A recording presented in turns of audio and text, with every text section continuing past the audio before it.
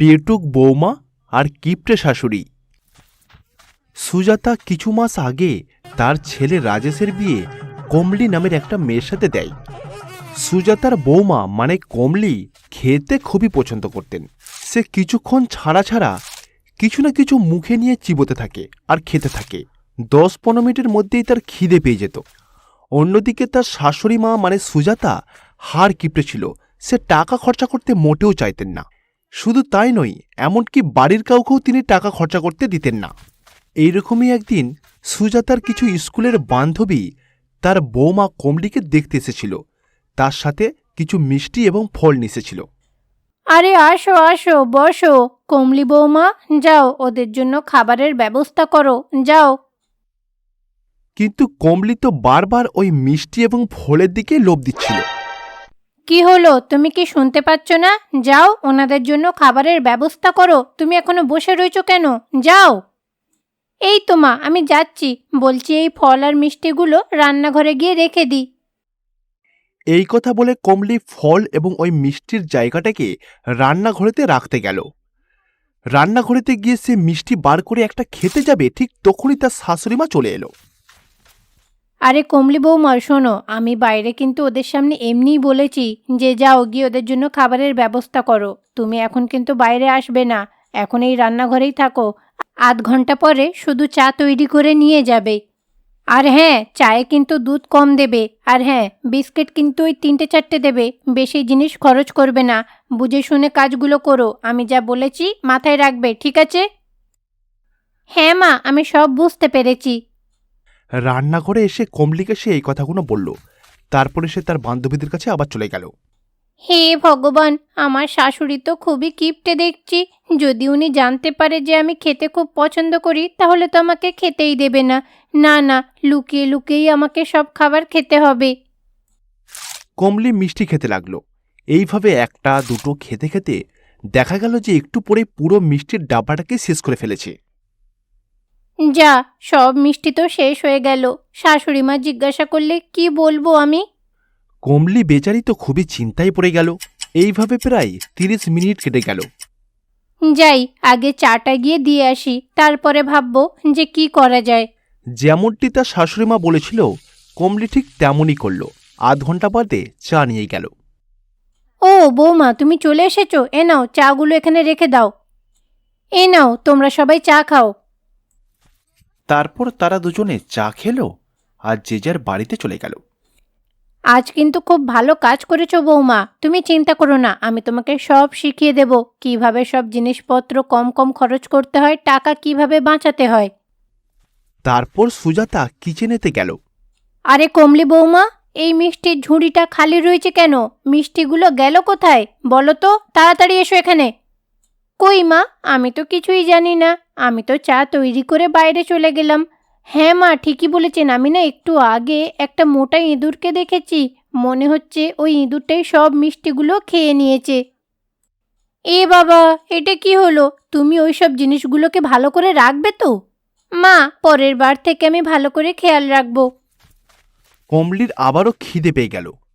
সে খাবার জিনিস এদিক ওদিক খুঁজতে লাগলো। আমি চুপি চুপি বিস্কিটগুলো খেয়ে নিই। মা জিজ্ঞাসা করলে বলবো ইঁদুর খেয়েছে। হ্যাঁ। বাড়িতে রাখা সমস্ত বিস্কুট কমলি একাই খেয়ে ফেলত। এইভাবে কিছুক্ষণ পরে মধ্যরাতে কমলির আবার খিদে পেয়ে গেল। এবারে কি খাবো? খুব জোরে খিদে পেয়েছে। কমলি প্রায় রাত 1টার সময় কিচেন রুমেতে গেল।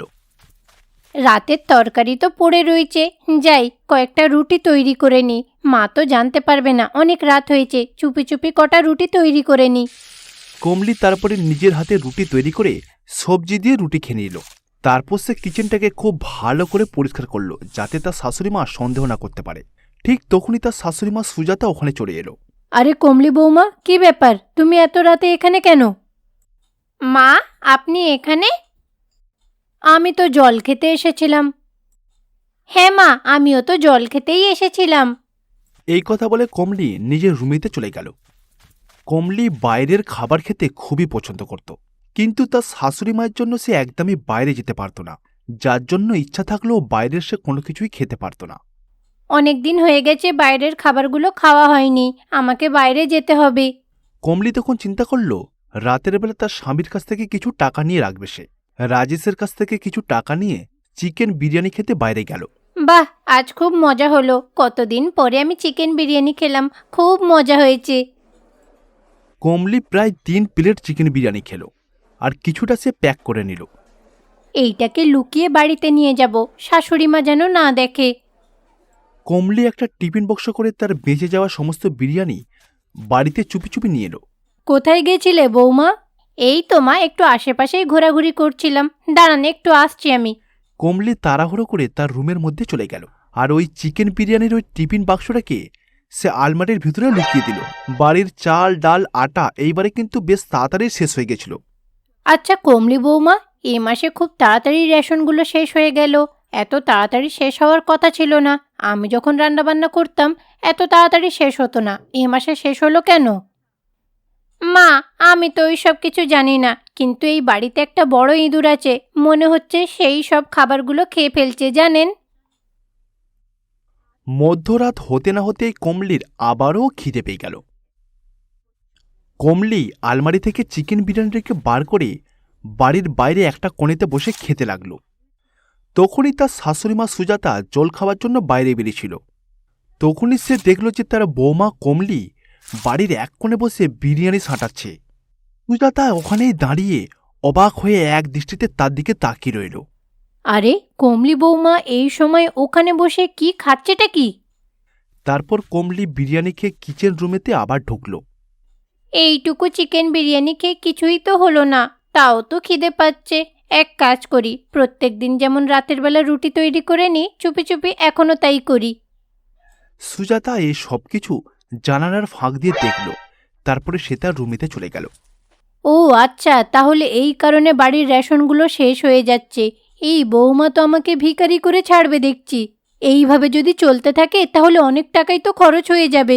পরের দিন থেকেই সুজাতা তার বৌমা কমলির ওপরে নজরদারি শুরু করে দিল, এমনকি তার খাওয়া দাওয়াতেও নজর রাখত। তখন সুজাতা বুঝতে পারল যে তার বৌমা কমলি একজন পেটুক, তার একটু একটুতেই খুব খিদে পেয়ে যায়। একদিন রাজেশের বাড়ি থেকে চকলেটের বক্স তার বাড়িতে এলো। রাজেশ সেই চকলেটের বাক্সটাকে আলমারির মধ্যে রেখে অফিসে চলে গেল। কমলি চকলেটের দিকেই তাকিয়েছিল।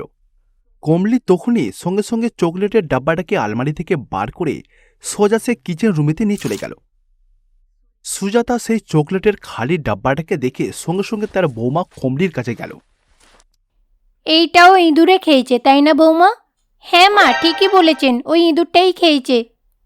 আরে কমলি বৌমা, আর কত মিথ্যে কথা বলবে? কালকে রাতেই তো তোমায় দেখলাম যে তুমি চিকেন বিরিয়ানি খাচ্ছিলে, তারপরে আবার রুটি তৈরি করে খেলে।